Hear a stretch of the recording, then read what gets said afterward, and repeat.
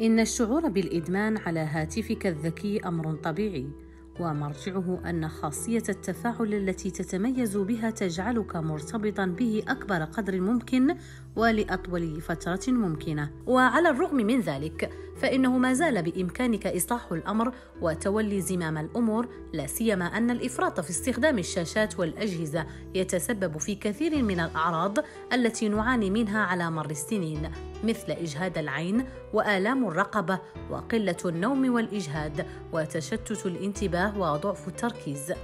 هذه الصعوبات تواجه الكبار، فما بالك بصغار السن من الأطفال؟ الشاشات وصحة الأطفال موضوع حلقة الليلة من برنامجكم صحتك في رمضان. السلام عليكم. بداية رمضان مبارك للجميع. وسؤالي حول عواقب الإدمان على الإنترنت وكيفية معرفة أني مدمن على الإنترنت. السلام عليكم ورحمة الله تعالى وبركاته. رمضان مبارك للجميع. سؤالي هو عن سبب الإدمان الإلكتروني. اول حاجه غنهضروا عليها اشنا هما الاسباب اللي كيخليو الاطفال انهم يكونوا مدمنين على هذه الالكترونيات. طبعا هنالك مجموعه من الاسباب النفسيه اللي عندها علاقه بهذا الادمان هذا، ولكن اكبر الاسباب اللي هي عندها علاقه بالمحيط اللي الطفل نشأ فيه، والطريقه ديال التعامل ديال الاهل مع هذه الالكترونيات، والقوانين اللي هما حاطينهم في الاسره ديالهم. هذا الشيء اللي تيخلي الطفل ممكن انه ما عندوش انشطه بديله، او الاستمتاع ديالو ما تيكونش في امور اخرى، داكشي اش كيلجا للالكترونيات. مثلا غنهضروا على الاسره اللي كتحرم الابن ديالها من انه يخرج برا ويلعب مع الدراري خوفا عليه، يعني الاسره ممكن يكون عندها واحد شويه ديال القلق على الطفل ديالها، مما يؤدي الى انه ممكن انه يصبح في المستقبل مدمن ديال الالكترونيات. علاش؟ لانه جالس في الدار وقت طويل، ما عندوش انشطه اللي هو يديرها، ما عندوش شي امور اللي يخرج فيها ديك الطاقه ديالو، فكيلجا للالكترونيات كوسيله لانه يعمر الوقت ديالو، ففي النهايه كيولي عندنا ادمان.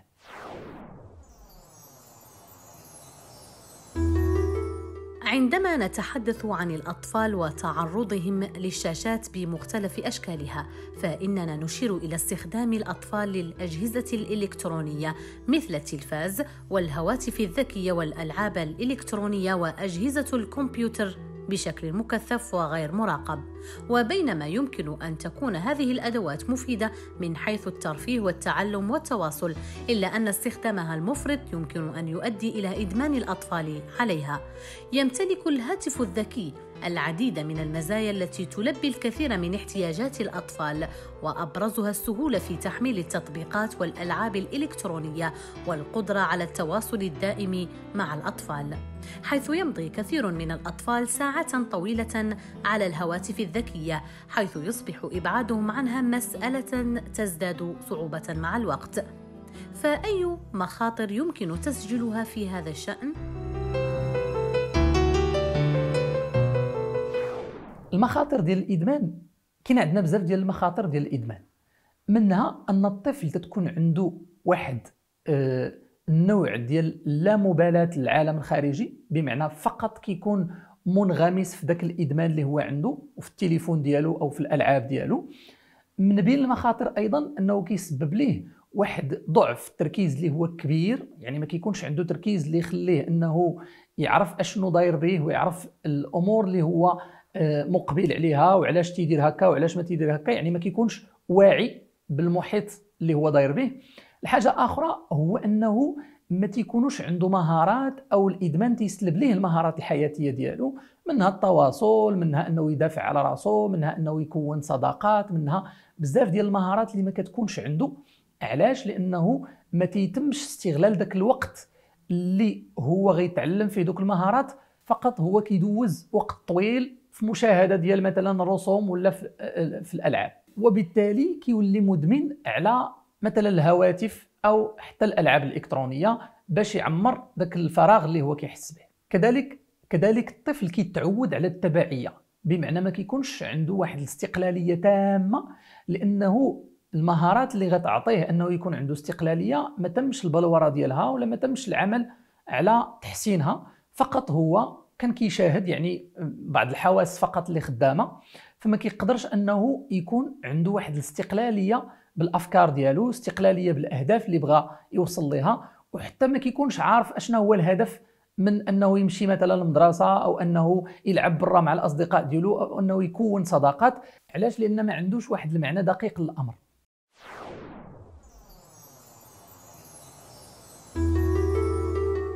إن الحد من تأثير الهاتف النقال على الأسرة يكون باتباع إرشادات ونصائح، من بينها تحديد وقت محدد لاستخدام الهاتف النقال، خاصة مواقع التواصل الاجتماعي، تحديد وقت لتجمع الأسري، مثلا على وجبة الغداء أو على سهرة عائلية، وهذا الإجراء يجب أن يكون يومي وروتيني، ويفضل أثناء اللقاء التحدث مع أفراد الأسرة عن المخططات والأهداف والطموحات. مراقبة المراهقين من قبل الآباء بما يخص ما يشاهدون، ويفضل هذا أن لا يمتلك هذا الشخص الهاتف النقال بهذا العمر. واش حنا اللي كنهزوا التليفون واحد الوقت اللي هو طويل وبغينا الابن ديالنا حتى هو ما يديرش بحالنا؟ واش الطفل عنده شي مشكل نفسي كيخليه انه يهرب من العالم الخارجي؟ ضروري خصنا نعرفوا علاش. يعني الحاجه الاولى اللي خصنا نفهموها هو علاش الطفل ديالنا كيلجأ لهاد الامور هذه اللي كيهرب بها من العالم. طبعا المده الزمنيه اللازمه باش نعرفوا الطفل ديالنا واش مدمن ولا لا هي عدم تجاوز ساعه. بمعنى اي امور الكترونيه تم تجاوز فيها واحد المده ديال ساعه، معناها ان الطفل ديالنا ممكن يكون مدمن.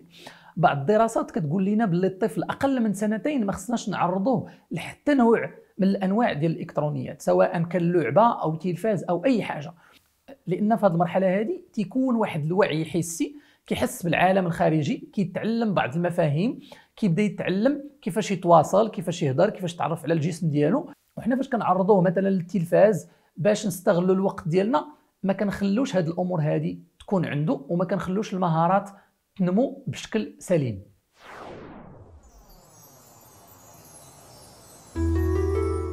إن الشاشات الذكية تركت آثاراً كبيرة على حياة الأشخاص، حيث أصبح الكثيرون سجناء لتلك الهواتف، يتحدثون ويفرحون ويحزنون على شاشاتهم بعيداً عن أصدقائهم المقربين إليهم وحتى أسرهم. فالتكنولوجيا على الرغم من أنها تتيح التواصل بشكل دائم بالعالم، إلا أنها قد تتسبب في انقطاع التواصل بين الأفراد. كما أن الهاتف الذكي أصاب مستخدميه بالبعد الاجتماعي، ومن أبسط أشكاله هو فقدان التواصل الحي بين الأصدقاء والمقربين في المحيط الاجتماعي والأسري. فكيف يمكن التعامل مع هذه الحالة من الإدمان الرقمي؟ أهم حاجة ممكن نقولها هي كيفاش ممكن للأهل أنهم يتعاملوا مع هذه الأنواع ديال الإدمانات. أول حاجة خص يديروا الأهل هما أنهم يجروا عندهم الابن ديالهم، يعني يحتضنوه ويعطوه واحد النوع من الحنان، واحد النوع من العطف اللي ممكن أنه ما يكونوش كانوا كيعطيوه ليه، داكشي كان كيتواصل مع الآلات باش يعمر الوقت ديالو. ثاني حاجة هي أننا نديروا قوانين ونرغموا الطفل أنه ما يتجاوزش واحد ساعة في التعامل ديالو مع الإلكترونيات. الحاجة المهمة أيضا هي أننا نخلقوا للأطفال بدائل، بمعنى ممكن أننا نحفزوهم أنه يكون عندهم هوايات، ممكن أننا نعطيو لهم تشجيع لازم أنهم يعبروا على الأمور اللي هي عزيزة عليهم، بحال مثلا مواهب اللي هي ممكن أنها تبلور الشخصية ديالهم، بحال مثلا المسرح، بحال مثلا الرسم، بحال مثلا الألعاب ديال الهواء الطلق اللي ممكن أنها تعطي لهم واحد الطاقة وتعطي لهم متعة، وفي نفس الوقت فيها واحد تعلم للشخصية ديالهم، واحد بلورة للشخصية ديالهم. أما في حالة الطفل فعلا كان عنده إدمان، بمعنى ماشي من البداية ديالو علمناه كيفاش ما يكونش مدمن، هنا عندنا واحد الإجراءات ضروري أننا نقوم بها.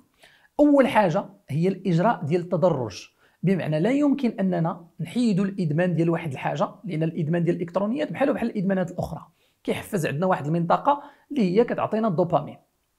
فباش نمنعوا هذا الإدمان هذا خصنا نقوموا بالتدريج التعرض ديالنا للمنع، بمعنى ما نمنعوش دفعة واحدة. شيء آخر هو أننا نحفزوا الطفل ديالنا ونعطيوه التشجيع اللازم باش هو يحاول حتى هو من عنده يكون عنده محفز أنه يخرج من الإدمان. شيء آخر خصنا نشرحوا ليه علاش حنا بغيناه يخرج من الإدمان، وعلاش هو غيخرج من الإدمان، يعني اشنا هي المصلحة في الأمر، خصو يفهم باللي عنده مصلحة. شيء آخر مهم في التعامل مع الطفل المدمن هو أنه ضروري غيكونوا عنده واحد لحظات ديال الغضب واحد لحظات ديال الانفعال ديال رفض هذاك التدرج اللي حنا غنعطيو ليه في الادمان باش نخرجوه منه. وهو شيء اللي هو طبيعي، لان بعض الاباء ما كيفهموش باللي هذا الامر هو طبيعي ان الطفل انه يرفض هذا الامر هذا، فكيخرجوا واحد ردة فعل على ذاك الردة فعل ديالو هو، فما كيكونش التفاهم ديال الطفل مع الاباء. لهذا خصنا نتقبلوا واحد التقبل كامل الردود ديال الافعال ديال الطفل ديالنا الا كنا كنعالجوه من الادمان. بمعنى طبيعي انه يغوت، طبيعي انه ينفعل، طبيعي انه يكون مقلق. حنا الطريقه اللي غنديروها هي اننا نحاولوا اننا نشجعوه ونديروا واحد اللامبالاه فاش كنشوفوه كيعطي واحد الانفعالات معينه.